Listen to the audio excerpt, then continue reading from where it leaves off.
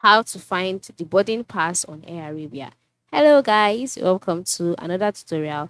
In this Air Arabia tutorial, I will teach you how you can find the boarding pass on Air Arabia. Now, for you to find boarding pass on Air Arabia is not difficult. The major way to find it is by checking in online. So that's how you obtain, that's how you find your boarding pass. So once you've you've booked a flight and you want to look for the boarding pass. Once it's 24 hours to your departure date, open your web browser or the website, whichever one that's convenient for you, and then click on the check-in option.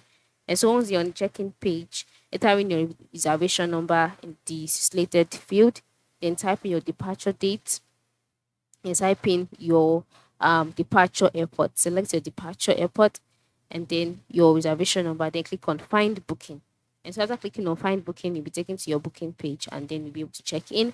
And then once you've checked in, your boarding pass will be sent to your email immediately. And then you can easily download it from your email and then print it out automatically. Just like that. Very, very simple.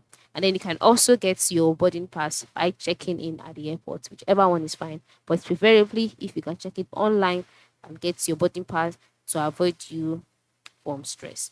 Thank you for watching and have a good day.